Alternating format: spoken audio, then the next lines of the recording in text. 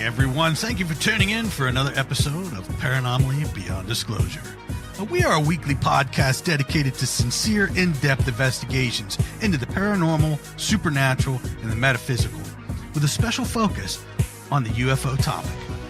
We take a sincere, analytical approach, thoroughly evaluating each case and its implications. Our discussions go beyond the surface as we engage with researchers, investigators, and experiencers to explore the deeper layers of their testimonies. We strive for high-resolution analysis, carefully examining evidence, patterns, and perspectives that challenge conventional thinking. If you're looking for a podcast that seeks deeper understanding, you're in the right place. Please be sure to like and subscribe and follow to receive notifications when new content is made available. You can also visit us at www.paranomalypodcast.com for more content and information, including all our social links. Thank you again for watching or listening, and we hope to see you on the next episode of Paranomaly Beyond Disclosure.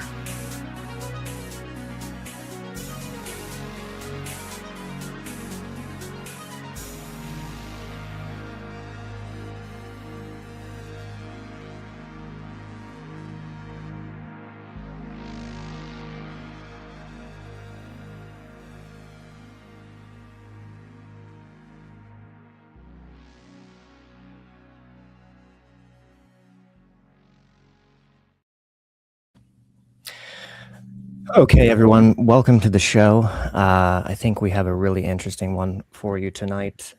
So tonight we have Tina Bird from England, who is a abductee and abductee. I would say, would you classify yourself as a hybrid program abductee? That the primary... People like to label me that. I don't like experience there, but I prefer, I'm an abductee. Mm-hmm. But you don't think that the hybridization or breeding is the primary crux of the abductions? I think you're right. But so many people try to put labels on different things. I think it's a whole experience, as Kay will say, all the way along. Yeah. That that's the reason probably why they take you. But the experience of it all to me is abduction. It's been taken against your will. Right. And that's what abduction is. Right. If you put a label on it, then it kind of sort of narrows the scope, too much, for the breadth of the actual experiences that you've went through. Yeah. I'm going to read your bio real quick. So Tina Bird is an international author, lecturer, ufologist, and lifelong experiencer. Based in the south of the United Kingdom, her case has been extensively documented and investigated and is regarded as one of the UK's most significant female abduction cases, supported by medical documentation, including scans, x-rays, surgical records, formal reports. Tina has been featured across numerous podcasts, newspapers, magazines, television programs, and documentary productions. She has been interviewed by Linda Moulton Howe and has spoken with prominent figures in ufology, including Whitley Strieber and Travis Walton. Her third book, The Bonded, The Truth About Alien Abduction, presents her account in her own words. Beyond her personal experiences, Tina is known within the ufology community as an outspoken advocate for abductees. She continues to campaign for accountability, transparency, and recognition for those who report contact experiences, driven by an ongoing commitment to uncovering truth. And with us today, we also have Kay Golden. And I decided to bring Kay on because I think what's really interesting about Tina's case is it's in many regards kind of at variance with typical abduction cases or hybrid abduction cases. There's just many differences with the methodology, the beings themselves, the kind of social dynamics between beings. There's just a lot of sort of interesting facets, and I think Kay might be able to kind of, being an abductee herself, may be able to see the contrast and have some insights in that regard. So we're going to just jump straight into the experiences. And the first one that I'd like to talk about, Tina, is I guess what you call like the warehouse experience, where you just sort of came to in this kind of strange environment. And it's a kind of freaky one. I don't think I've ever heard an experience quite like this. I've heard of some experiences where there were a lot of other abductees, in large sort of warehouse-like environments, but normally on beds and, with procedures going on with them. But this is entirely different. This is just something that I personally have never heard before. And so why don't you start wherever with that, and give us, as I said, the full breadth of detail, and go into it, to the most depth you can.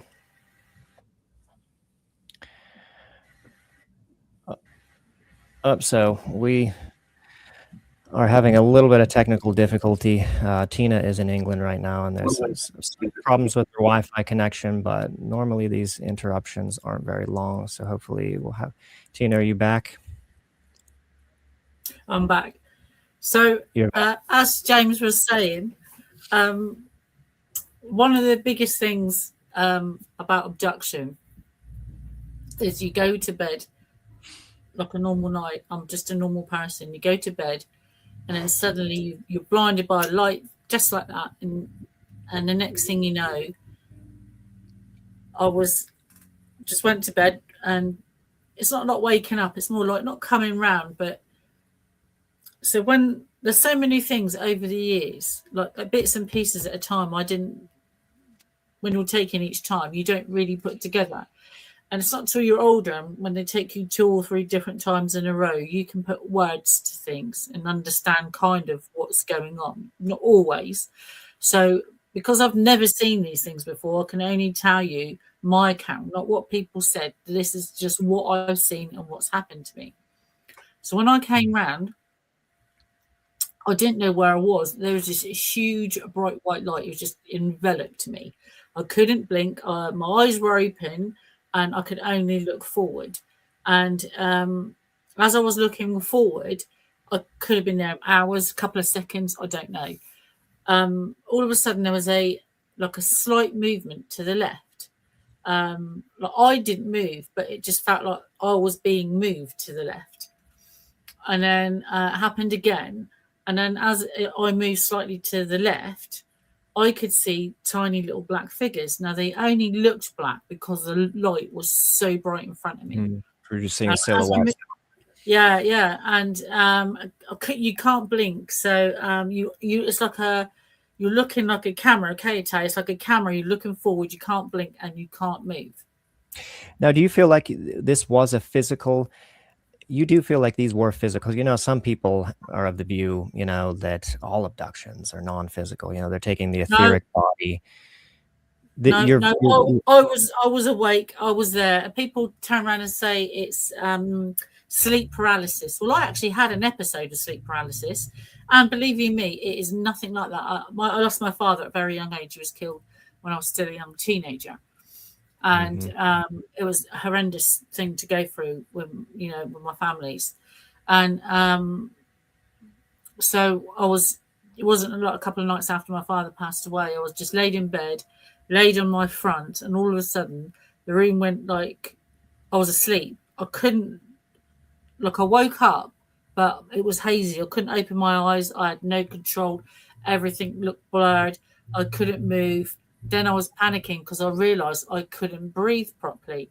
When you're taken, you don't know you can't breathe. You don't know you can't move. Your vision is not blurry. It's clear as hell. It may come in and out, but it's like me. I'm looking at you now. I can hear my dog snoring over there. That is how clear it is. If I say I can see a bus, it's a bus. If it's an aeroplane, it's an aeroplane. I have a GSAT in aviation, by the way, so I do know what I'm looking at. I used to work at an airport as well. So it's not sleep apnea. I've had that. When you're taken, you don't know that you can't breathe. When you have the sleep problems, you're panicking because you can't breathe. And that's the difference. When they take you, I learned over the years, they subdue you with a pheromone and a frequency of light. That's what subdues humans. That's what they show me. Yeah. And that's what creates this kind of non-ordinary state where you're not aware of any physical sensation at all, or for the most part. I know there's some exceptions to this in some experiences you've had, but for the most part, Yeah. you're not physically aware of your body, or you're not kind of aware of physical sensation at all. I didn't even realize it wasn't until this travelator moved along. I want to say a couple of feet. I don't know, how long. It wasn't until I moved along that I realized I must have been 12 to 18 feet off the floor. Mm-hmm. I didn't realize that, because this light was so bright and it was here, and we were moving that way away from it. And then that's why I saw this, like, it was like a giant searchlight, and it had like black, like fire. What a fire escape? What would you call it? Yeah, there you go. And your drawing of it, right? Yeah. There's the drawing. So there's like it had like a building behind it, and like scaffolding. Like a scaffolding. Okay.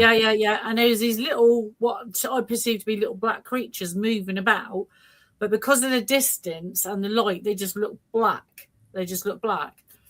And I didn't even know that. I just thought I was on my own. I didn't even realize I was floating. I couldn't feel like I was floating. And it wasn't until this thing moved again that it twisted slightly sideways. Then I saw the other people. I didn't realize that I was hung up straight forward, so you can only see forward. I didn't realize, because this thing wasn't straight. It went like a wavy, like a wave. Yeah. Mm-hmm. And as it went, it turned like that. And as it turned, so I'm looking like that, can't see nobody. And as it turned, I turned, and then I saw this man next to me. He had like a silver suit on, very short brown hair. Could only see like the side of his face and like the back of this bit here. And his eyes were open, like you could see his eyelashes. His eyes were open, but nothing was going on. And then that's when I saw all the other people. All the other people were hung up. There was hundreds of people hung up. They must have been put in front of this light. And like one after another, like on a train. Yeah.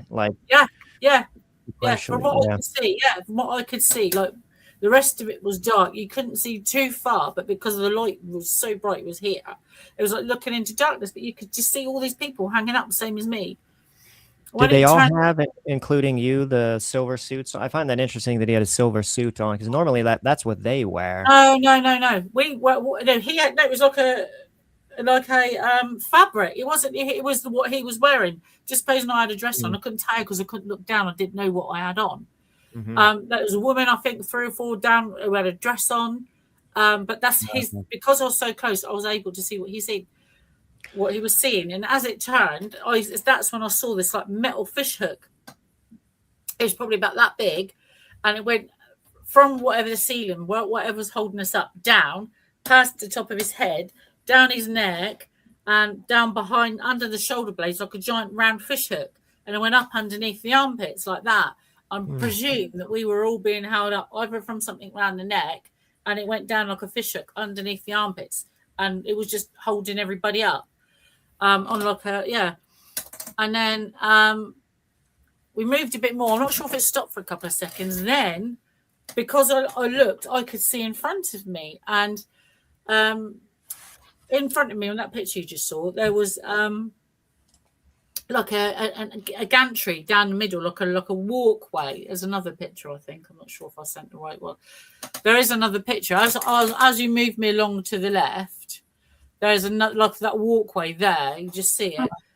And there was there's another picture. Yeah. There's that one and another one. That's Should I go back to the one? Yeah. Go back. Sorry. Okay. Yeah, that one there. So that there, and it was like workstations, and they looked to be black, like a black plastic. I couldn't be sure because everything looked dark, but the floor looked kind of grey. But these machines looked like a black plastic worktop, and they were facing away from me, only like a slight like angle, like a lip on it, facing up, and the light. There must have been light shining because the light was reflecting off their little white bodies, and that's how come I saw the light. Like some of the lights were flashing. It wasn't coming from their bodies, being reflected from these panels. And there was like, they were working in groups of like 3, and then there's probably about 30 of them there. There was quite a few of them, like the first one. But what was interesting is where I drew that little dot at the back, I could see the light from the back it wasn't flickering, it was on at the back. And there was these 2 creatures, 2 of these little things. They look like they're giant sprout heads, massive heads with like a blue, it looked blue in the light, with like mark down the side of the face and down the stomach like a vein. And it was stood there, and they were like tiny little spindly little legs, giant, 2 of them. And when I looked down, there's some more working the other side of that runway, but I as it moved, I could see, and about 15, 8, 12, 15, 20 feet, I'm guessing, because I was up looking down into this pit. And the one that knows me, I don't know what drew my eye to him, or if he was connecting with me. And he looked at me, and it wasn't until later on I realised when they look over you, people saying that these things look over you, and people think they frighten them. It's not to frighten you, it's to see if you can link to them, see if you can talk to them.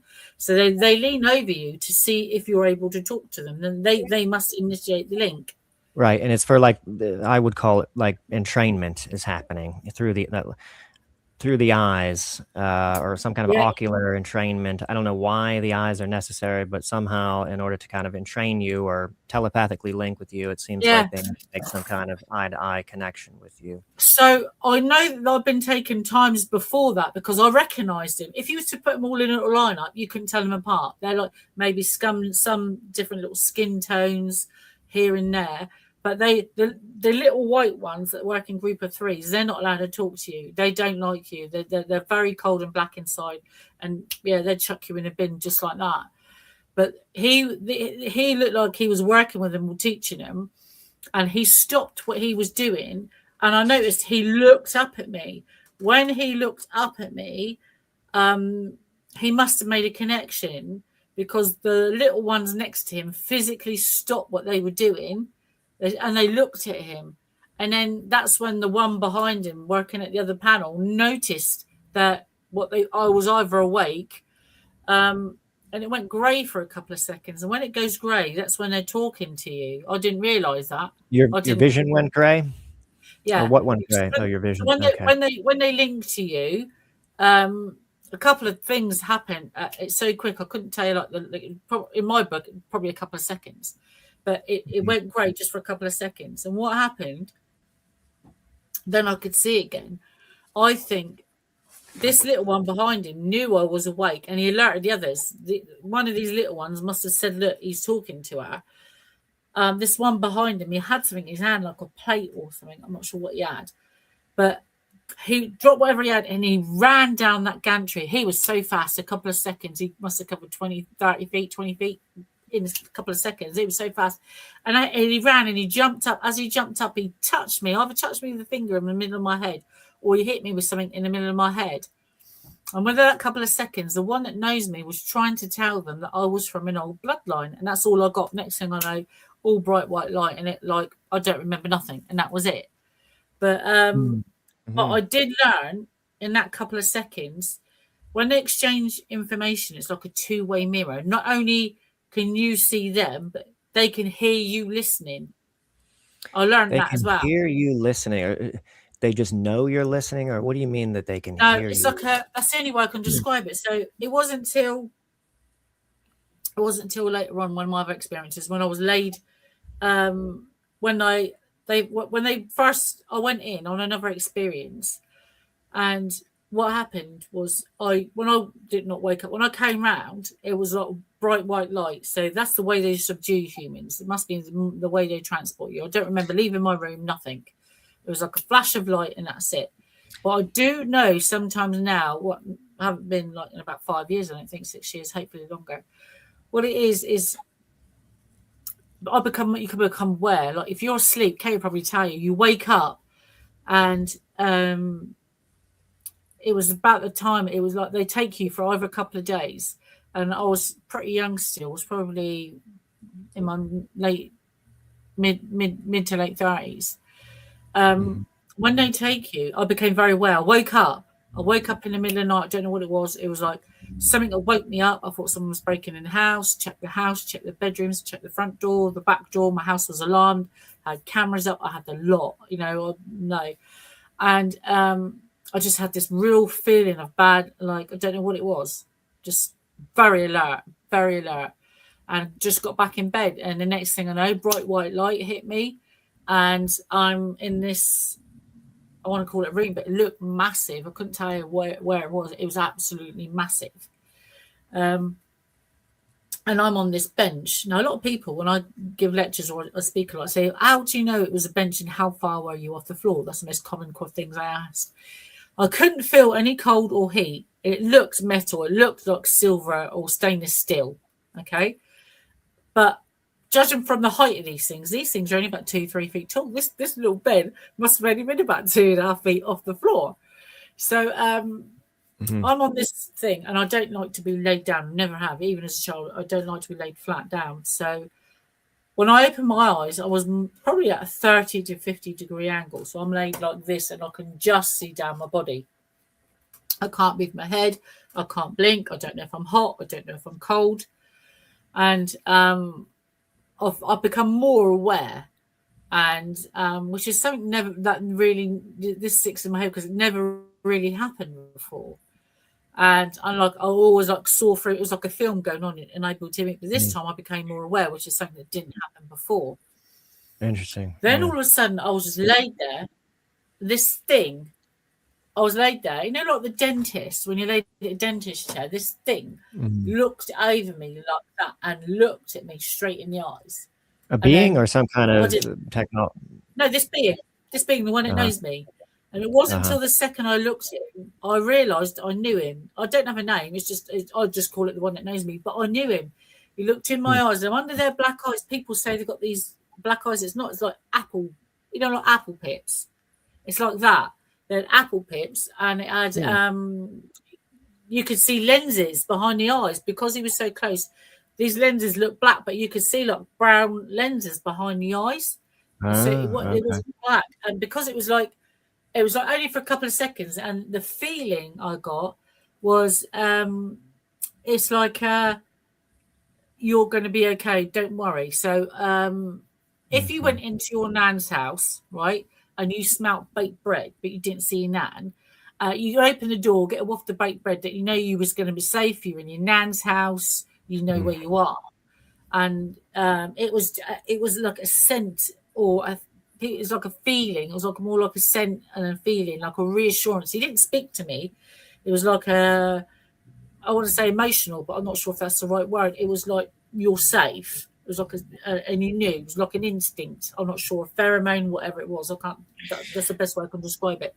So just to clarify, though, because there's a lot of differences with telepathy, and I think maybe this is a difference that you can speak to a little bit, Kay. So this wasn't what I would refer to as syntactic telepathy, where you're actually perceiving language in your mind, like you're hearing the words. Everything is not okay. At that point. You're not. No. Yeah. I have heard him speak. Yeah, go on.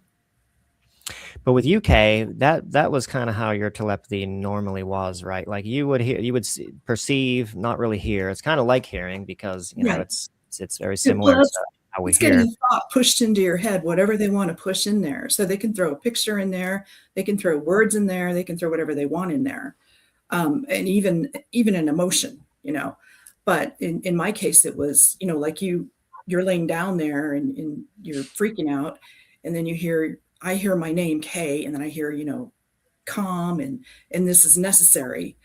So I'm freaking out even more when I hear this, but it's pushed into my head. And sometimes it's pushed softly. Sometimes it's pushed really hard. And those are the mornings I wake up and have usually a really bad headache and feel shaky and stuff like that. But for me, it's more of a thought transference and not a telepathy. To me, telepathy is actually being able to read his mind. I cannot read his mind. This tall gray is like a wall, and he's shut off. He's somewhat emotional. I've seen him get angry or sarcastic, and very short, very curt. I'm there to be used. I am there to be used, period. So that rings. So exactly what you said. It's like, he has spoken to me, but they show you symbols and they don't like our anger. That's something they don't have. I couldn't catch that. Don't control. Yeah, your connections. But it's the emotional part, because our instincts, yes or no, as a yes or no situation. So could you go back real quick, Tina? Is instead of like a yes or no, because sorry, Tina, could you just go back real quick? We lost like the last 10-15 seconds. That's okay. So as Kay was saying, it's not really words all the time, and they feel and pick up on our instinct. That's something I'm not sure they have, or something they're after, but they perceive your emotions or your pheromones in your emotional state as an answer. That's something I learned. When you're emotionally upset, they can't handle you. That's why they keep you calm, they keep you cold, they keep you on your wits. But the emotional thing is and that's what I got. I didn't get any language. I've got the emotional thing, and everything was okay. And my brain perceived that as everything was okay. He didn't say anything. He looked over me, and it was like the dentist kind of says beyond the mask. You don't see him move his mouth, and he says, "You're all right there, Tina." It was a bit like that. So when they communicate something, Tina, you just fully understand, like there's no interpreting it or sort of like deciphering it. Like you're just sort of given the feeling or impression of the entirety of the idea. Like, does it seem like there's like a lump of information that just hits you at once and you just kind of know? There's two or three different ways that has happened. So one is when they're in a close. So you know where I'm coming from. So my first understanding of it is what happened when I was a child. What happened when one of these things, I just see something move at the end of my vision when I was a child, and when they look over you or they're close to you, I stopped seeing at my eyes and I used to see this grey fog. Took me, you don't think about it all the time, a couple of seconds, and that's it. It wasn't until it repeated a lot that afterwards it clicked that when they were close to me, I'd see this grey fog. And then it wasn't until I was in my mid-20s that I realised that when one of these things got close to me, after the one that connected with me, if they happened to walk by or be within 8 feet, 10 feet vicinity, I could, if it just like you walk by and you were in the room next door, you'd link to me automatically. Now, each ship, I'm going to say ship, because each ship also has a different sense. I don't know if people know that, or different Wi-Fi wavelength wattage. And yeah, for different frequency. That's it. Yeah. So just supposing I had a Wi-Fi in this room and it was like A frequency, and I went up to my bedroom, it was B frequency, I'd know that I was in B frequency. So that but I learned that subtle difference. And there's like a character. There's like a character. It's not just like a tone, right? In terms of frequency, like you actually like perceive more to that frequency. And like almost like things that we don't normally perceive at all. Like there's a kind of more of a texture or scent or something. It's maybe hard to describe. Yeah, it's definitely something more mental. You pick up on. Your brain picks up on it. Not me. Your brain picks up on you, and it tells you. And that took me a while to figure out. Now, I've got more information when they let me in the link, and I'll explain that in a second. So that's what I explain, the fog. When I say the fog, so once the first one leaned over to me, the one that knows me, to see if I could link with him, that's like opening the floodgates. They lean over you, not to frighten you, to see if you're able to talk to him. He was obviously able to talk to me. Now, each time he got close to me, it must have been over a few years, I don't know, See, I'm allergic to loads of drugs. Don't work on me. I'm O rhesus negative, by the way, and I only learned that because I had ectopic pregnancy. And the hospital said to me, "Why didn't you tell us?" In the UK, they didn't tell you your blood group. I had no idea. So there's that. But I'm allergic to anesthetic. A lot of drugs don't work on me, and I don't have a lot of antigens in my body. So I think a lot of their things that they use, like the pheromone thing, doesn't work on me when I'm angry or I'm really upset. Whatever they use on me does not work. Yeah, I get that impression, and maybe we can get into this later. Just the way they seem to deal with you, they seem to take a lot more precautions than they do with normal abductees, insofar as like the child presentation and like their kind of like They perceive me guardrails. as a threat. They have this kind of protocol where it's like you're a danger that they have to deal with. Whereas in other cases with abductees, they will hand them the baby, and it's completely different. There's just a lot of differences, it seems like, in terms of how they handle you. And the restraining techniques, I want to get into that too, and maybe we'll come to that in this experience, how they handle you and restrain you on the table and kind of whip you around sometimes, almost like a dog, like they're like a dog on a leash. Oh yeah. That's very different too. Normally it seems like with and the message is it's going to be over in more way than one. You do as you're told. Well, that's it. Yeah, you get that message straight away. Oh, so there are threats. Oh yeah. Sometimes. Yeah. So like I was saying, in this particular episode, so with the Wi-Fi thing, so when and I learned, it wasn't until, I'm not sure what happened one day, I must have been about 20-ish. The one that knows me walked past and I went into this grey fog. But what I didn't then realise is I could hear, not just him, he was so you can link, so when I say the link, it's like a beehive mind. That's I'm not saying it's that, just as what I can liken it to. Mm-hmm. So it's like a beehive mind, right? So he will walk by and activate me or say hello, whatever it is my body's picking up on. Here then, 8 or 10 of them, I can pick up on 8 or 10 of them are talking. Once there's about more than 8 or 10 of them in a group together, it's too quick. I can't understand it. It's just like that. And you experience something when that happens too, right? You feel like it's all grayed out, or...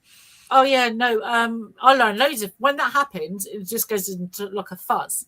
But what's interesting is when he's trying to communicate something directly to me. When I was on that bench in that scenario with the child they brought over, they were just about to sit me up, and I had to agree for some reason. It was like, we're going to sit you up. Because I won't do nothing. I won't cooperate. I won't do nothing. You had to agree to behave. Yeah, I won't do nothing. And it's like, if we agree to do this, if we agree to sit you up, you won't be allowed to move. And whatever I say, I don't verbally say yes. The thought or whatever it allows you in the head, like normally you can't think, but on this occasion, I became more aware. So whatever they used was either a different whatever they used on me, or it wasn't working. So when he said to me, "Do you agree?" and I'm like, "Yes." So when he sat me up, like, it all went bright white light. But as I sat up, I was frozen. I couldn't move. So I sat up at like a good 90-degree angle. I could see my feet at the end of the bed. Then that's when I saw there was at least 8 to 16 of them, if not more, over in the left-hand corner. All these other little ones. It was definitely, they didn't want to be close to me at all. The one that knows me was here. The rest of them were over there. They were observing. They didn't want to be close to me at all. And then he said to me, we're going to allow you to get up. If you'd like to get up, you have to agree to behave. I've never been able to move before. So, again, I didn't verbally say, I couldn't speak or move. It must have been a yes in my head. Because next thing I know, it all went bright white light and I stood up.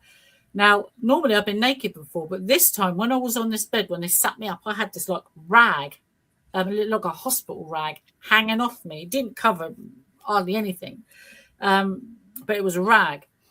Now, when they stood me up, when it went bright white light, I was stood with this rag. And I could just was still frozen, but I couldn't move my body. It was like, what I'd felt was I was being controlled from behind. Now, when people give me injections, I'm very sensitive to it. So if the hospital was just to flush my arm through with water, I could taste that water in my chest, like a bitterness. When they give me morphine before, I could taste it in my chest. When they give me tramadol medication at the hospital, I could taste it in my chest. It's awful. And again, when they give me anesthetic, I can taste it in my chest as well. It was awful.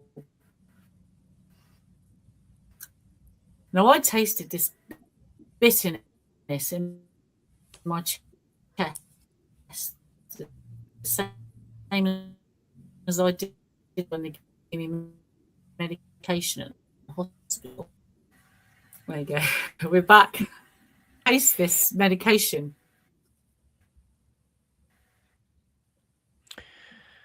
Okay, I think you're back now, Tina. Can you hear me? James? Yes, I can hear you. Yeah, so you were saying that I could definitely taste. Yeah, I can hear you. Mm-hmm. Okay. They definitely give me something like an injection or something, and I could taste it, so I knew straight away. Mm-hmm. But again, I could think that I could taste it. Before, I couldn't even taste anything. So whatever they give me was wearing off. But that was because they wanted me to walk. They wanted me to use my own steam. Now, they were all behind me. Once he was behind me, because he was so close, I think he was the one that was controlling me. Controlling you how? Like controlling your walk? Or what? Probably, what did? Yes. Yeah. Okay. I couldn't see behind me, but you know when you look down or you walk, you generally casually look down. I didn't. It was like being frozen, stood up, and somebody's moving your body for you. Just having no. That's what it felt like, and all of a sudden, I could hear him. Now, when he talks, people say, what do they sound like? It's like they use the vocabulary in their head when they talk to you. If they want to give you communication very quickly or show you something, it's like then they show you the images and symbols. It's like a silver cord being pulled through your head very, very quickly, like in a couple of seconds, like a massive silver cord, and it has all this information on. And that's like half a split second. It's so quick, I couldn't keep up with it. But when they dumb it down for me, they do dumb it down. He's amazed at what I can understand when he dumbs it down for me. He was really interested. He was amazed that I could understand what they were communicating. And that was like these images and symbols. But when he was walking me forwards, I could hear him. When I could hear him, I could hear the link. I was in the link. So when you're inside the link, it's like stepping in front of a huge black mirror. So do you remember those coffee cups in the 70s? Probably not. And when you put water in them, they were black. It looked like that. It's like that, but it's a mirror. And when you step up to this mirror, you can go through it. You can either go forward. You could go forward in time. You could go backwards in time. They can show you things on it. You could see everybody that's ever been abducted. If you knew how to use it, you could see everybody that's been abducted in there. You could see dinosaurs, or you could go to the future. You could go to a different planet, and they put you in a bubble, but they can hear you. Just now, you get all that information, but they can hear you in the link. You're present in the link. So it's like me going, woohoo, hello, I'm here. But they can hear my mental presence in the link. You can't see in the link. You can see inside your head. That sounds really crazy. But once you're in the link, you can see and go anywhere. You just got to know how to use it. Then all of a sudden, I was seeing back at my eyes again, and I could feel this pressure in my head, and it was coming from him. Then I knew me and him was having one link together. He was obviously having a separate conversation with the others, and they were pushing. I could feel them all pushing. So he was deliberately blocking me. Now, whether that was to stop me getting information in the link, stop me from hearing what the others wanted him to do, stop me from being frightened, or they didn't want me learning too much, I don't know. They just wanted to get on with whatever was next. Or could it have been that there was too many in the room? Wasn't there at least, like, I think you mentioned on bases, there was 16 of them? Yeah, about 16. Yeah. But when I'm in the link, I was close to him. They were too far, really, away. But when you're in the link, it's like they're next to you. It's like they're inside your head. It's not like they're 16 feet away. It's like they could be, I don't know, they could be on a spaceship up there miles away, and they could be next to the moon, but you could be next. You could speak to them in my brain. You could speak to them. It's like a telegraph pole. It's like someone phoning you. Sounds crazy. But they wanted to get on with what was next, which is why he was suppressing the link. So he was talking to them, but he was also stopping me listening. So it wasn't something wrong with me. He was stopping me listening.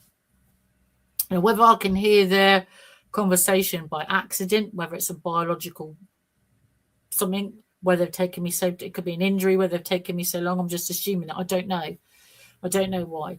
But next thing I know, I'm seeing him out my eyes, and he's asking me to go forward. And as I step forward, it's like a grey, like brittle concrete you're walking on. I couldn't feel it, but I could see it. A brittle concrete? Yeah, it's like it looked like, have you ever seen like a porous concrete in a factory, and they pulled the floor and just painted it with grey paint? That's what it looked like. I couldn't feel it. I couldn't feel it. It just looked like a porous concrete.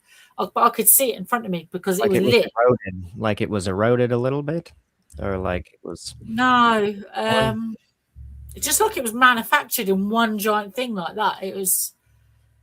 It was just like a grey brittle concrete, and like intended to be porous. Like it wasn't like old or yeah, it was, yeah. So I don't know what the reason for that is. It was just a flaw.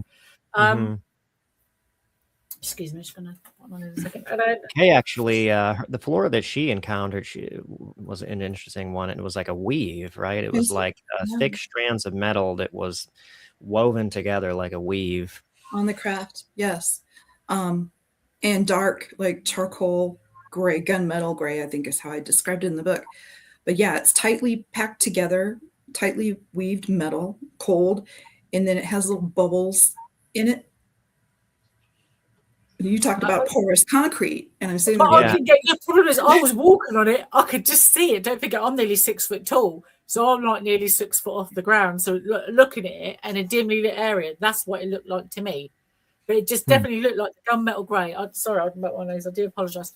But it looked like the gunmetal grey, like they painted it grey. But because I'm tall and it was dark, but the top of it was lit, I could see. And that's when I saw all those black pods.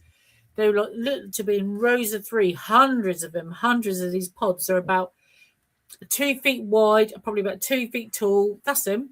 And they were like on these little stems, and there were hundreds of them. And all of a sudden I came to a stop, and all of a sudden this little white creature, like a little 2 foot one of them, he was so fast. He came out of nowhere. He comes shooting between the pods and stood in front of me. Now, from him, now they never, I never know if they're upset or they never give me emotion or, but I perceive that they were all men. I was getting male aura from all of them. But when that one came forward, it felt, it wasn't aggressive. It wasn't angry, but it perceived me 100%. I got the message. It perceived me as a threat. It was protecting the pods. It did not want me there. It did not want me to go any further. Now, everything stopped for a second, and I could hear the link. But when he spoke to him, he was in a different link. I could hear him. He was telling him to stand back, to stand down, telling him to retreat. It was he's telling him that she's inquisitive. I'm not going to hurt him, and that was it. And it basically, he was standing his ground. This little one, he didn't want me there. And the one who was controlling the experiment, the one who knows me, obviously ordered him to stand back, and he disappeared. He just disappeared. And as I got closer to the pods, each time I took an extra step or two, the closer I got, the nervous these others became. And I didn't see them, but I could feel the nervousness pushing. So you could feel an emotion from them. So do you think that they had emotions? It's like they were uneased, and it was like a poised room when someone's about to get their head chopped off or something. It was like that. So they didn't feel. It wasn't so obviously they obviously, I guess, weren't like informed by the one that you know, or which I think is the leader. They didn't seem to be aware that this was going to happen, that you were going to be sent amongst the pods. Like they were surprised by it and kind of thrown off, know. you know. I think they were. No, I think they knew, but I think I was either something different for them. I don't know what that reason would be. Because I'm not a very maternal person. I'm very outspoken. Sorry, you can see my dog. I'm very. I'm aggressive alpha kind of female. Aggressive kind of female, if anybody. If I have, sorry. Just go back a few seconds. We got you're an aggressive kind of female. If I had half the chance, I would have grabbed one of them and I could eat. Eat? Yeah. Well, so I'm an aggressive kind of. I was brought up with boys in the 70s. Sorry. So we're having some slight difficulty. I think that she is also maybe a threat because I think, are you there, Tina? No, she's still not. There are some abductees that can't be psionically restrained very well. And I tend to think that Tina is one of these, that just the normal sort of mechanisms of controlling an abductee don't work very well. And I think that maybe... Are you back, Tina? Can you hear me now? Yes, I'm back. Still a little bit the video broken up. I think whatever they... I can hear you now. I think whatever they give... I'm so sorry. This only interviews. Oh, that's okay. Yeah, we'll work through it. We can hear you now, though. I think because I am... Right. I think I could easily grab one of them and overcome the shit if I wasn't very happy. And I think that's what they're very, very aware of.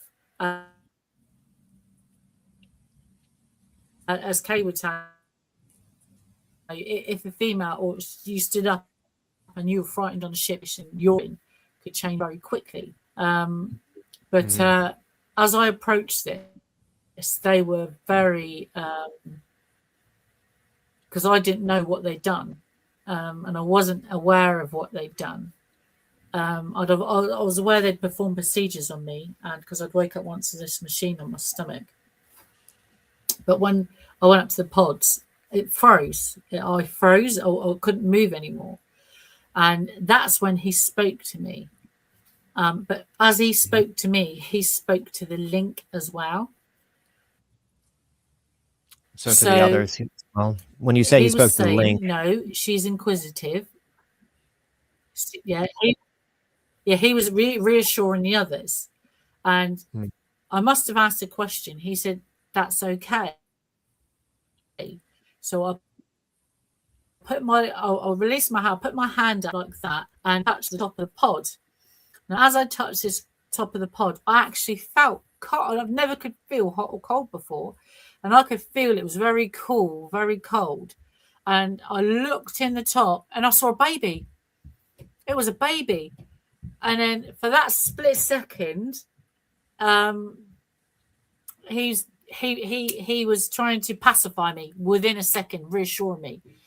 Now, it was, no, concentrate, he's going, look at the light, look inside. And he was saying it very fast, very, very domineering. Like, no, look inside, look at what you're looking at. And it was like, as I looked inside, he said, see that red light? That is keeping the baby warm. And I think I was panicking because it was cold, and the cold was, it was hurting the baby because it was cold. So that was your immediate, so that was your immediate thought and emotion as soon as you felt the cold, that the babies were in danger. And you just had an instinctual kind of maternal. And he read that straight away. He read that instinct straight away, and he was like, no, look at the light. And second I focused on the light, I kind of calmed down a bit. But then he was talking to me. I couldn't move. I could look at the light, and he was going, it's not hurting the baby. It's keeping the body's temperature warm inside. And then I think once he knew I was listening to him, that's when I learned. He said, I must have asked a question. You don't really remember a question being asked because you don't physically move your mouth, but you have an idea. And he said, we can't make embryonic fluid, because I must have asked him what the water was inside. And he said, we can't make embryonic fluid to the same level as a human. And it was human baby in it. You could see it looked like about 8 months along in digestive, state it was in. So when I looked over, I leant slightly forward, and I could see 3 tubes coming back, and it went into this ground, and then it went back, and all the tubes seemed to be linked. And then as I leant forward to touch it, I stopped hearing him. Now, a couple of things must have happened. I'm not sure if it was a couple of seconds, whether he accidentally turned the link off, or what happened was when I fully leant on that, I could hear hundreds and hundreds of little girls' voices, like pipsqueak voices going off all at the same time. And they were all my little voices. The voices of me, they're like pipsqueak little girls. They were all girls. They were only breeding girls. They all talking to each other. All these things all talking to each other. And what sure happened. And I wasn't in the groups link. So it completely, these little babies had the ability to talk to themselves without them knowing. And which they had their own little ability network. in itself. And they were all females. Yeah, and they didn't like that, because the second I pulled my hand off, I must have been open and still in link. They were trying to link to me, and they freaked out. They freaked out in a split second. They overran the guy, and they were all in my head. It was like metal ants rushing in my head. They couldn't care if I was a liar, if I was a murderer, if I was a rapist. They didn't want that answer. They wanted to know how I knew they were all females. They didn't know that I knew. They didn't know how I knew that they were all females, because they were all female voices. They told me they were all females. And I don't know how I knew that, but they was turning everything over in my head. And then I'm not sure what happened, a couple of seconds. Now, whether he yanked me back or waited to give me distance from the pod to break that connection, I don't know. But I think you've got to be a distance away. But I did learn later on they were all my babies. All those babies that were talking that linked to me were my babies. They were all hundreds of them. They must have taken hundreds and hundreds of them. But what happened next was the one that knows me obviously took control. I stopped hearing the others. I stopped hearing the babies. It was just him and me. Now, whether the second you become upset, they cannot control you, because I must just switch to anger pheromone in my head, like a bit Viking in me. I must just switch to anger in my head, or I'm very, it's my way or the highway type of thing. And they can't do anything with you while that's going on in your brain, when your brain's in that state. They have to talk you down somehow. And whatever they was pumping into me was not working. I wasn't having a bite of it. Your body can fight it, but your mind's not having a dot of it. And if they've already tried that on you and you're in that state, there's nothing they can do with you. There is nothing they can do with you. So I was just frozen. And he said, look, and to take my mind away from it. And I think either to get me to walk away to a different area or back to where they wanted me to, he was enticing me with information. And he said, look down. And as I looked down, I see this red light, like a pulse. And it came along just at my eyesight there from where I think they turned me, or I turned. And it shot down in between my legs, up through the floor and into the wall. And he said, watch. And I'm guessing it was less than a minute later, it happened again. And as it happened again, it was like a pulse. Then he showed me an image, a very slow image in my head of this pulse. It went in, and it went into, it was like a pulse with a sound wave. So it looked like a wave, like a carry wave, and it had something else with it. And as it went into the wall, there's 3 boxes he showed me. And as it went into the first box, the wave carried on through the 3 boxes. And this other thing, looked like a sound wave, went in the box. It was really fast in the first one, shot up into the second one. As the wave went through it, it slowed down in the second one. As it went up to the third one, it was really slow. It was hardly moving. It connected up as a smaller lump, went out in like a big red lump, and it went around the ship. And that was how their energy was used around the ship.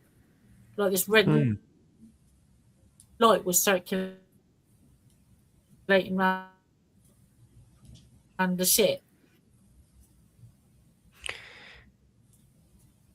Like a pulse. And the next thing I know, yanked me to get on wall 7 next, yanked me like a dog on that bench.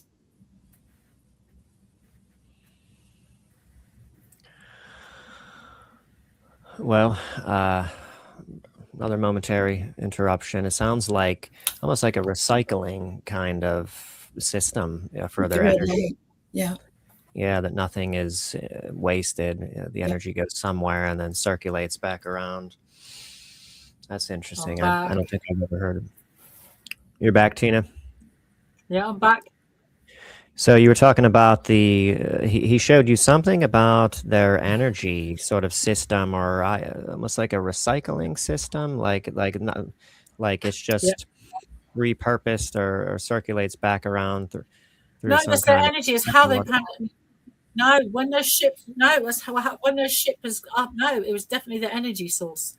That's how they run their ship. He said that's how their ship moves.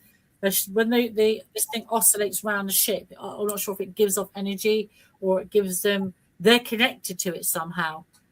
So I don't know, but all I know is they're connected to it and it goes round the ship. I don't know, but that's what he was showing me. That's their energy and how it works. And I think once he realised, I'd calmed down, then they yanked me back on the bed. But you thought that was more a diversion, to get you away. What threat could you have actually been, to the pods? It's odd that they're taking the precautions that they are. Like they got to come up with some kind of, distraction or something. They got to tell you about something, so you're. I mean, I guess maybe they thought, you could have maybe thrashed them out and knocked one over or something or kicked one of them. I could have flipped my lid because I'm very not impulsive, but when they brought that baby up to me, I could have done anything. That freaked the hell out of me. I was not expecting that, and they because they were taking, like you said before, I didn't really think of it as that. When after they yanked me back on this bench bed thing, the one that knows me leant over me and he said, "You won't be able to move for the next part." He said, and I'm like, if I agree, they'd sit me up, but I would not be allowed to move. He said that for the next bit. Would I agree? I must have said yes. Everything went bright white lit again, and I was sat up. Now, he stood back. He stood back because I couldn't sense him near me. Now, I'm a good if he was in between 8 and 16 feet within me, I'd sense him. I think my sensory thing is quite good. So he was stood far back. I could no longer see the other ones. They were there, but they were a bit farther back, so they'd moved either to get a better angle or and this little angry one came up to me. I'm set up. I can see the end of my feet. This rag's hanging down my chest, and I can blink. I can't blink, but I can look forward again. I can't move my head up and down. I can see my feet, and I can see the end of this bench. And this white one, I don't know why they call them grey, because I think it could be the light, because in the light we were in, they were like, their skin's like a glowy white. It's like a glowy white. Mm-hmm. And when this thing came up, it had like a same type of rag, but not the same. It looked like a sackcloth kind of rag thing, this thing. And he was holding it like this. It looked quite big. Don't forget, he's small, like a little munchkin and Olympia thing size. So it looked quite, like he was holding a basketball type of thing. And it wasn't until we got to the end of the bed, it didn't. I got the feeling it didn't want to be near me at all. He definitely still perceived me as a threat. He did not. I think he was ordered to go there. You could feel it wasn't a hate. It was close to hate, but he did not want to be there with me. And whether he was holding it like that, and he got this cloth and he pulled it back. And as he pulled it back, I freaked. For a second, it was me as a baby. If you saw a picture of me as a baby, it was me as a baby. But she looked very, very pink. She was pink all over. It was like a bright pink baby with loads of black, like my hair, because it had loads of hair on it. And it wasn't until she opened her eyes, that's the second I freaked. I realised what they'd done. It was a clone of me with them. She had their eyes. Oh, well, you can see my brown people got hazel eyes. She had like black eyes. And that freaked me out. And then all I knew was I was back on that bed. Literally, I couldn't have blinked. And it was like a half a second. And this thing had gone. It was so fast, it took the baby. And when I came round, everything went bright white light. I was laid down. I must have been very agitated. And he was, I think he was this side now. He'd come this side of me. And he was saying, I'm like, what happened? What's going on? He didn't want to answer any questions. I said, what happened? And he's like, you scared the baby. He said, I'd frighten the baby. I said, what do you mean I'm frightened the baby? So there's the side of the pods. That's what I could see. So when I walked up, you could see this baby inside. But you couldn't see it from a distance. It just looked like black glass till you got up to it, like a blacky silver glass. It's just what it looked like. And then you could see the baby in front. And it had the red light was like just on top of it. But when this thing come up to me with this baby, because I frightened a baby. I'm like, how the hell did I frighten a baby? And he said, we want to sit you up. He said, the baby, but the only thing is, he said, you won't be allowed. They were taking, like you would say, the precautions. And he said, the baby wants to see you. So that's the one at the end of the bed. So I'm sat up on the bed. I'm terrible at drawing, by the way. And this thing approached me holding the baby like that. And that's him there. And he pulled this like rag down to hold the baby up at the foot of the bed. And it wasn't until she opened her eyes. It was me. It was me about 8 months along, like an 8-month-old baby. And it was looking at me. And it was them. And I freaked out. Anyway, he says to me, I'd have to agree. The baby wants to meet me. I said, what do you mean the baby wants to meet me? He can't talk. He said, the baby wants to meet you. Do you agree to behave? I thought, well, so don't forget, I'm in a distress situation. I can think. That's something when you normally take you and you're paralyzed, you cannot think. You can't talk. You can't reason with yourself. You can't talk to yourself in your head. But I could. Like my outside of my body was frozen. I was like, how can I speak? And like, do you agree? And I said, you'd have to sit me up. He said, if we sit you up, you will not be allowed to move. And that, I think that was guaranteed. I think because the baby, I didn't realise they were going to bring the baby over that close.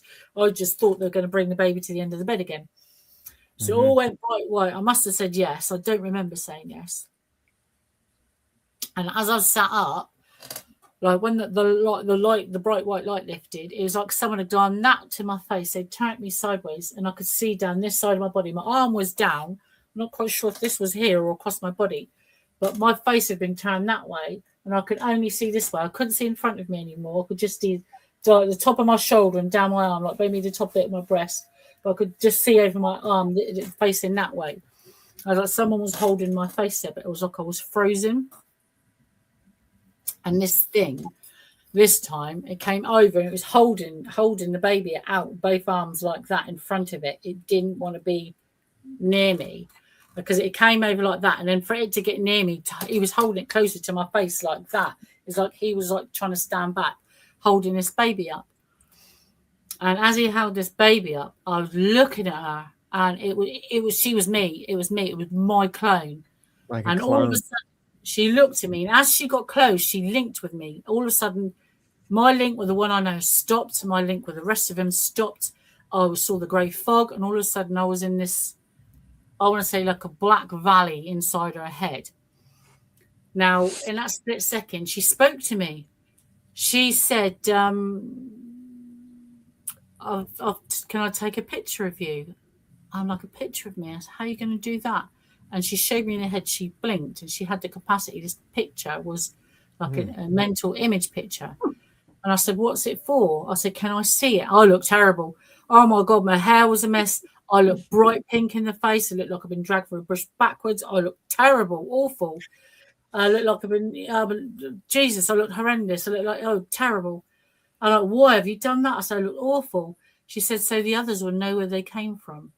I said, what do you mean? And she showed me this image in her head contained my pheromones, my scent, my smell. It contained my biological, it was like a biological data sheet. And I said, where's it going to be kept? She said, we keep it in the link. So when they wake the babies up and they want to know where they come from, they all know that. So basically, it's like a live Facebook image that anyone can access and touch and smell. And it's like a bonded. It's like a bonded. They wanted to keep it like in a digital capacity. And then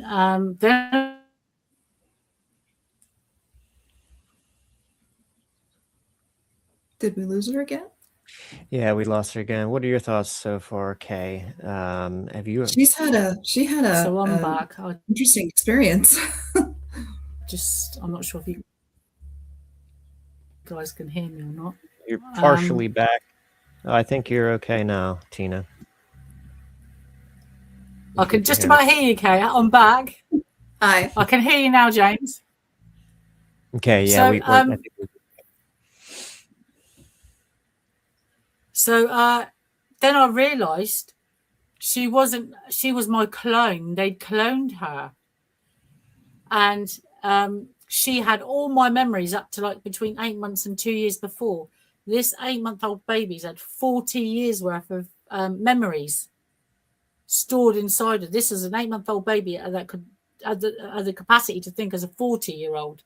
She had all my memories up to like, it seemed to like between 8 months and 2 years before. I couldn't distinguish it because it happened so fast. And then all of a sudden, I was ripped back, whether I was like thrown back and they pulled her back, but they pulled her away so quickly to break the link. That's the only way that they could break the link. They were in no way in part of that link. And they took her off very quickly. And I asked straight away in my head, well, I was in the link, what's happening? Where they're taking her? And they never answered me. They took her off and I never saw her again. You had a different experience than I did. I was guided by small Zeta Grays. I was put on tables and somehow sanitized before I went to this big nursery place. And what you're describing are different than what I had. I had, they were vats, basically, cylindrical vats all over the room. And there was kind of a peachy glow. And there was a tall gray female, about 7.5 feet. And she actually came and presented to me. But before that happened, when I was guided into the room, I almost lost consciousness. I just almost went down a black hole because I realized that that's what this was. And it took a long time to get to this point. I mean, I'm almost 60 now, and this happened in December of 2023, I believe. But yeah, the little Zeta Gray robotic thing brought me a chair so that I could sit and so that she could present this baby to me. And I was, you said no maternal instinct, kind of, and I'm not like that. I mean, I've had kids, but I was repulsed. I was totally not feeling attached to this being. And I don't know if it was cloned. I get the feeling it wasn't, that it was actual hybridization. So I've had a different relationship, or I've had different processes happen, but it freaked me out. I wanted nothing to do with it, but the eyes opened and they were big blue sapphire eyes, but she was wrapped up in this green, like silk or paper, whatever it was, and tightly, and I couldn't see anything but a little hand, and it wasn't a pink face. It was pale. I mean, I thought I was looking at a deathly child. So very different experience. And no, there was no thought transference or telepathy, except for the tall gray that wasn't in the room, who is the one who takes me. He's behind the scenes for everything. And all he said was, basically, good job. after I had seen this child. And I did touch her with my index finger, and I knew she was a she. I just don't know how I knew that. Yeah. But it seemed like she was a she. Just like I knew the tall gray female was a tall gray female in the nursery. So it was different than what you went through, but different factions of different beings. There's lots of them. Yeah, I think it's an entirely different hybridization program, different technology, different. That's the first time I've ever heard of pods. They're rounded, right, Tina? The interesting thing. The interesting thing about that was I went to they held in a I think it's once every 5 years they hold them now. I'm not quite sure.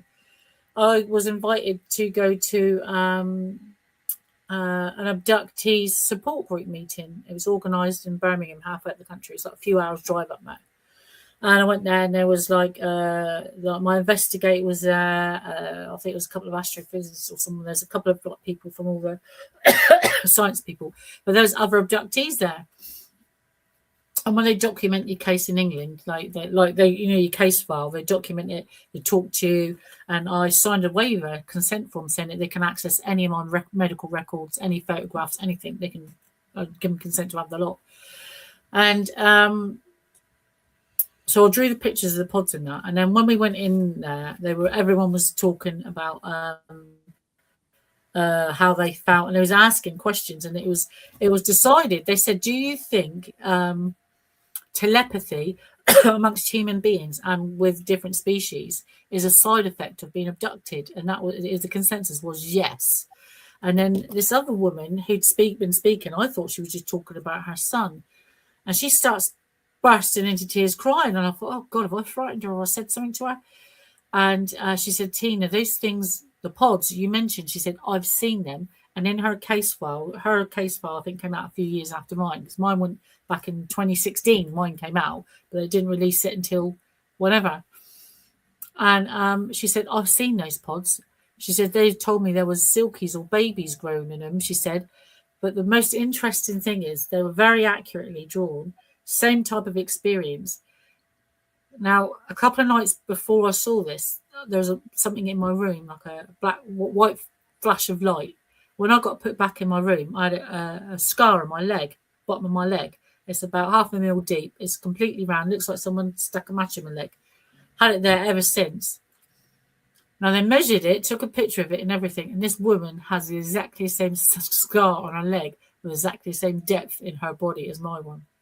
And she saw exactly the same thing. Wow. And she was from the other end of the country from me. Yeah.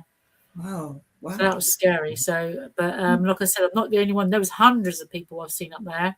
I mean, other things I learned is one of the last times they took me, they said the others were coming. They're not supposed to come here, but they do. They showed me when they took me on board. They showed me where they was keeping these babies. When they want to take you, like when they want to put you back after this incident, I was very upset, very distraught, and I think they were trying to put me back. And the one that knows me was in the room walking about, and it was just me and him. There was no one else in this room, and I could see like TV screens on the wall. And he's going, look, and I think I was sat in some type of chair. I wasn't on a bench, I don't think. He's going, look. And as I looked, I must have asked a question because they looked like TV sketches, like TVs on the wall. But it was the top left one. He's going like focus. And as I focused, it's like I got zoomed into this picture. And I was in this picture. And before I knew it, they put me in a bubble. And they put you in a bubble to take you places. So they put me in this bubble and he took me. I'm going to sound like a nutter now. They took me to this place in space. It looked like it was the other side of. I looked like I saw Jupiter. It may not have been Jupiter. I drew the planet. This planet. Like a gas giant.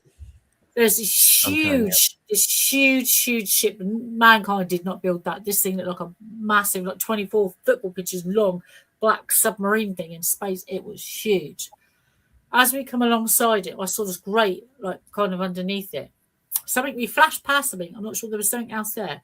It was here. And as we came down, we flashed past something. And I don't remember going inside. I remember being outside in the bubble with him. And the next thing I know, I'm in this black hallway with this kind of blacky grey floor. and there's this like big massive wall panels. There's just like a corridor like a mile long. You could see down it, but it was very dimly lit.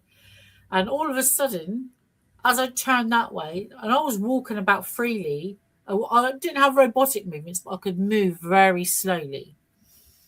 And the one that knows me was behind me. He wasn't in grabbing distance. He was always behind me because I could sense him. I could feel him. He was there. All of a sudden, I turned around. There's this like pan of lights, and there's this little one, a little white one. It was about 2 or 3 feet from me. Looked at me in the face. Looked at this one behind me. Didn't bat an eyelid. He got on with whatever he was doing. He did not perceive me as a threat. He did not perceive me as a threat. This little one on the ship. He just looked at me, carried on what he's doing, and he buggered off. He just walked. He just went. Wow. The one that knows me urged me to go forward. As I looked forward, he asked me to put my hand up. So, well, I'm back.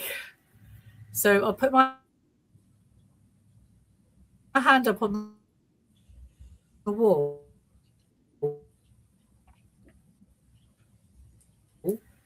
And this like tray, and I had loads of these round petri dishes in, like about 50 of them, like the size of 50 pieces, and it was like clear gel or clear liquid with these black spots in. They were babies. They were frozen babies, tiny like embryos that just started to grow. And I said to him, these were all mine. There must have been millions. There must have been millions on this ship, billions of eggs.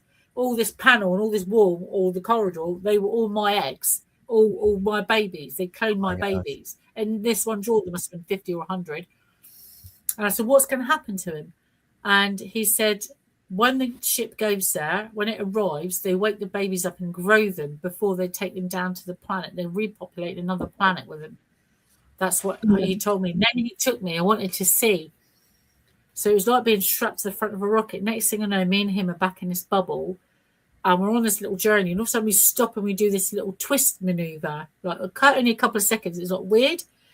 And he said they can't travel through black space. I didn't even know black space existed or what it was. Apparently it's really a thing. Black space is really a scientific thing. I didn't even know that. There's some chap at a university came to one of my lectures. He said he's astrophysicist. He said, yeah, it's actually a thing we only found out about 2 years ago. And like dark matter? Do you think that equates black to like space? They call it black space. It's actually called black space. No stars, just black space? No, it's no stars. It's black space, and they can't travel through it, which is why they had to do this maneuver. And when I got there, they said, can you draw what you see? So I did. I painted a picture. Clear as a bell, I remember it.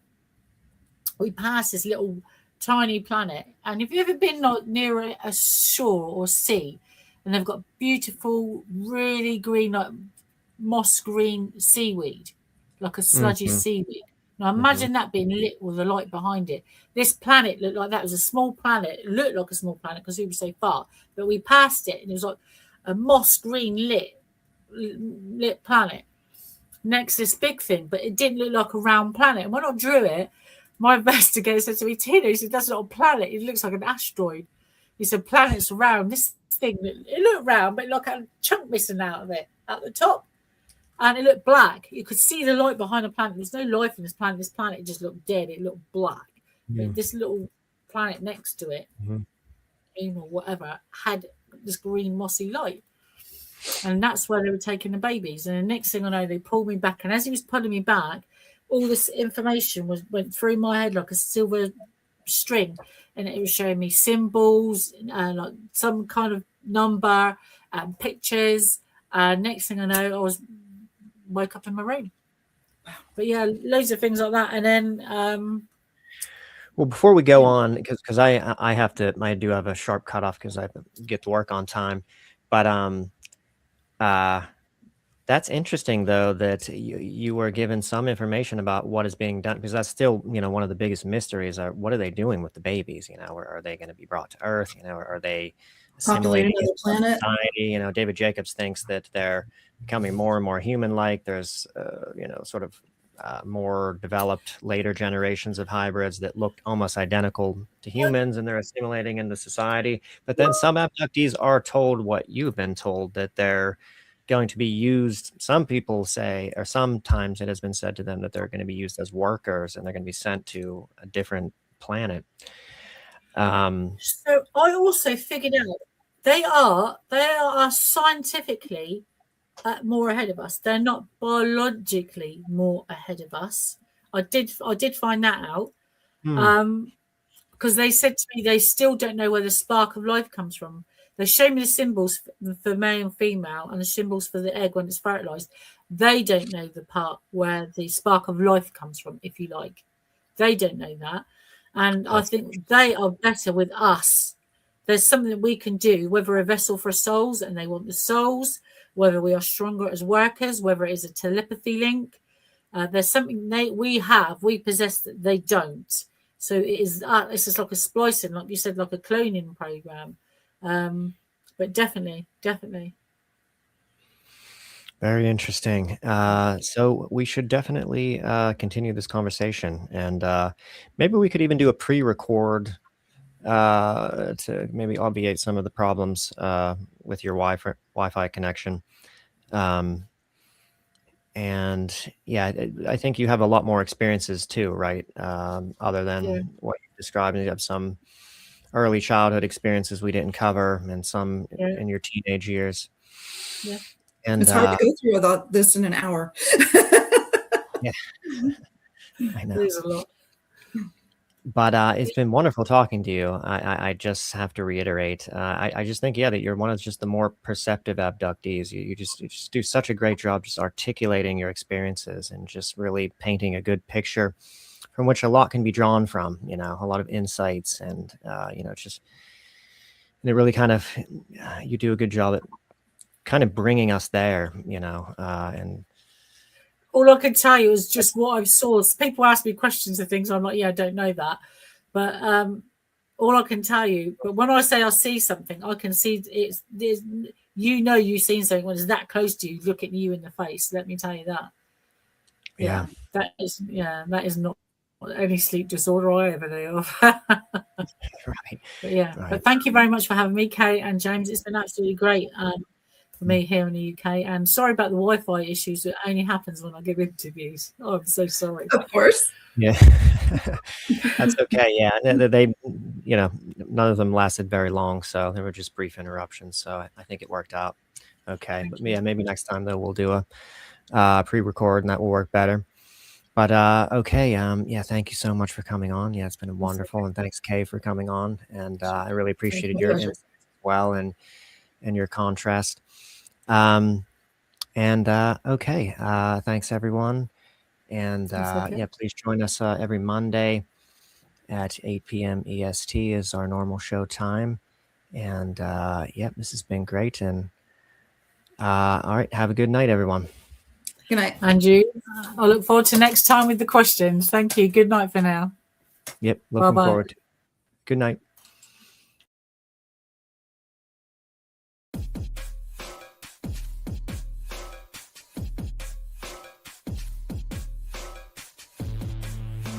Thank you for tuning in with us tonight. We hope you enjoyed this episode. Please be sure to like, subscribe, and follow to receive notifications when new content is made available. A Paranomaly Beyond Disclosure is looking to talk with ufologists, researchers, investigators, contactees, abductees, channelers, and more for upcoming shows. Or if you have stories, photos, videos, questions, suggestions, or comments, please contact us through Messenger or email us at paranomalypodcast@gmail.com. And you can also visit us at paranomalypodcast.com for more content and information, including all our social links. I thank you again for watching or listening, and we hope to see you on the next episode of Paranomaly Beyond Disclosure.